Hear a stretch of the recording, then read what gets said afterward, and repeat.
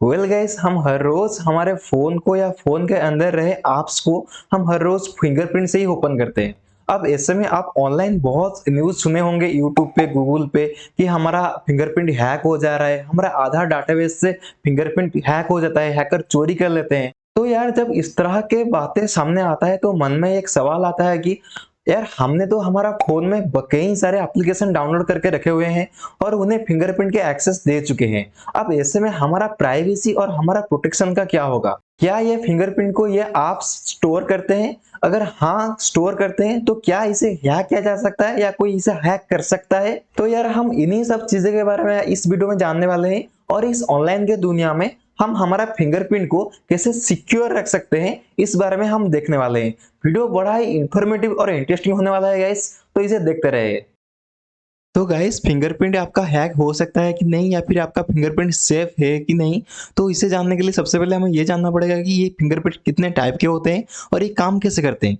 तो गाइस, हमारे सभी स्मार्टफोन में जितने भी हमारे मार्केट में अवेलेबल है, उनमें 3 टाइप के फिंगरप्रिंट हमने देखने के लिए मिलता है। सबसे पहले कैपेसिटिव, दूसरा है ऑप्टिकल, थर्ड में है अल्ट्रासोनिक। अगर मैं कैपेसिटी की बात करूं तो आपने देखा होगा कि एक फिजिकल लेयर होता है, मतलब एक फिजिकल फिंगरप्रिंट होता है आपके फोन में बैक में और साइड में, उसे हम कैपेसिटिव फिंगरप्रिंट सेंसर कहते हैं। और अगर मैं वही बात करूं ऑप्टिकल फिंगरप्रिंट सेंसर की, तो आपने देखा है गाइस, हमारे पास एक इन डिस्प्ले फिंगरप्रिंट भी आता है, मतलब डिस्प्ले के अंदर होता है, इसी को हम ऑप्टिकल फिंगरप्रिंट लॉक बोलते हैं। और अगर मैं वही बात करूं अल्ट्रासोनिक की, तो गाइस ये भी इन डिस्प्ले फिंगरप्रिंट ही होता है और बस ये सबसे अच्छा होता है और इसीलिए ये थोड़ा सा महंगा है और आपको ये 60,000, 70,000, 80,000 के फोन में देखने के लिए मिल जाते हैं। तो हमने देख लिया कि ये फिंगरप्रिंट सेंसर कितने टाइप के होते हैं और हमारे पास मार्केट में क्या क्या अवेलेबल होते हैं फोन में। अब बात करते हैं कि ये सब काम कैसे करते हैं, मतलब कि हम जैसे ही इसे टच करते हैं तो हमारे फोन के अंदर ये सब कैसे प्रोसेस करते हैं, कैसे हमारे फोन को अनलॉक करते हैं।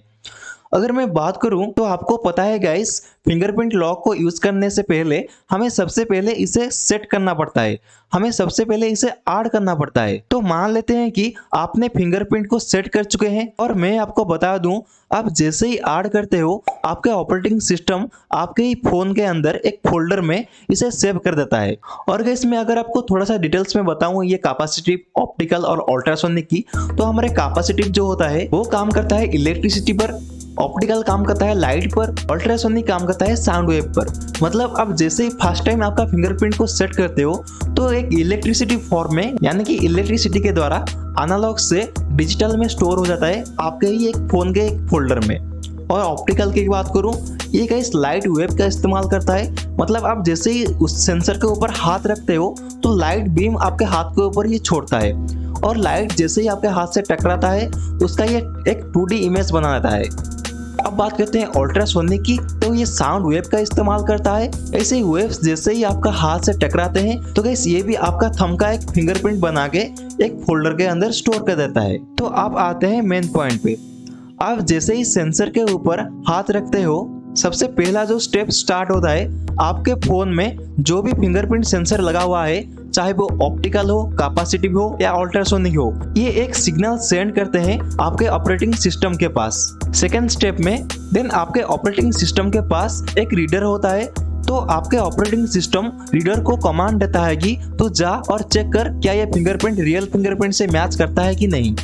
थर्ड स्टेप स्टार्ट होता है। थर्ड स्टेप में देन आपका रीडर उस फोल्डर में जाता है और जाके उस फिंगरप्रिंट जहां पे स्टोर किया गया है उसे चेक करता है। फोर्थ स्टेप में तो अगर मैच नहीं किया तो रीडर ऑपरेटिंग सिस्टम को नो बोलेगा और अगर मैच कर गया तो यस बोलेगा और आपके लॉक खुल जाएंगे। अब गाइस, यहाँ तक हमने ये जान लिया कि ये फिंगरप्रिंट सेंसर क्या होते हैं और कितने टाइप के होते हैं और ये काम कैसे करते हैं।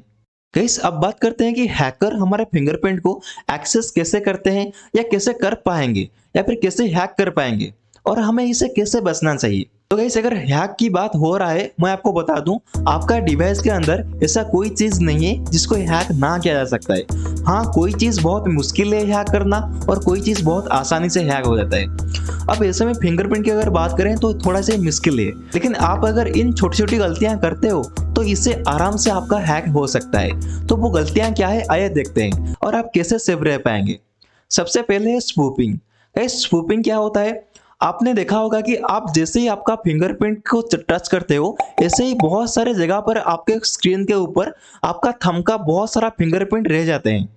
अब आपके अगर टेढ़ा करके फोन को देखोगे तो बहुत सारे फिंगरप्रिंट आपको देखने के लिए मिल जाएंगे आपके फोन के अंदर। तो मान लेते हैं कि अगर आपका फोन कहीं गुम गया और इसे कहीं डिटेक्टर या फिर कोई हैकर ने ले लिया, तो यार आपका स्क्रीन के ऊपर आपके जो फिंगरप्रिंट के निशान होंगे उसे वो आराम से डिटेक्ट कर सकता है और आपका वो डुप्लीकेट बना के आपका फोन को अनलॉक भी कर सकता है। इसके लिए बचने के लिए आपको टिश्यू पेपर हमेशा यूज करना चाहिए, उसे क्लीन करना चाहिए आपका स्क्रीन को, और आपका या ड्रेस के ऊपर घिसना चाहिए आपका फोन को, ठीक है।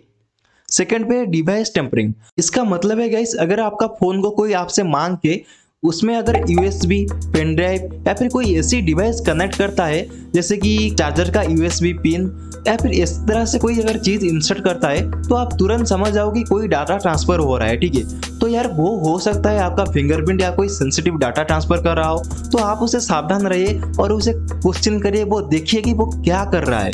अब नंबर थर्ड पे सॉफ्टवेयर वीकनेस। गाइस, अगर आपका फोन के सॉफ्टवेयर बहुत दिनों से अपडेट नहीं है या फिर आप बहुत पुराने ओल्ड सॉफ्टवेयर यूज कर रहे हो या फिर कोई सिक्योरिटी पैचेस आ रहा है आपके सेटिंग में अंदर, आप उसे अपडेट नहीं कर रहे हो या फिर आपके अंदर ऐप्स को अपडेट नहीं कर रहे हो, तो आपका फिंगरप्रिंट हैक होने के चांसेस बहुत है। अब जाओ प्ले स्टोर में, जितने भी ऐप्स है उन्हें अपडेट करते रहो और अपने ऑपरेटिंग सिस्टम में चेकिंग करो, सेटिंग में जाके वहां पे देखो क्या सिक्योरिटी पैचेस कुछ आया है एंड्रॉइड का या फिर iOS का, उसे अपडेट करो गाइस, ठीक है। अब गाइस ये रहा 3 पॉइंट, और भी बाकी छोटे छोटे पॉइंट है। छोटे छोटे पॉइंट जैसे कि आपने कोई रैंडम सॉफ्टवेयर यूज कर रहे हो जो कि गूगल प्ले स्टोर पर अवेलेबल नहीं है, और कोई रैंडम आप इंस्टॉल कर रहे हो आपके डिवाइस के अंदर, या फिर कोई ऐसे सॉफ्टवेयर को आपने एक्सेस दे रखा है जो कि ट्रस्टेड नहीं है, या फिर कोई ऐसे एप्लीकेशन में आपका फिंगरप्रिंट को ऐड कर रहे हो या फिर फिंगरप्रिंट लॉक से उसे ओपन कर रहे हो जो कि वो खुद फिंगरप्रिंट को आपको स्टोर कर रहा है, तो आपको इस तरह के ध्यान रखना है। ना ही आपका फोन में कोई थर्ड पार्टी एप्लीकेशन डाउनलोड करना है, ना ही कोई बिना ट्रस्टेड आपको इंस्टॉल करना है, ठीक है।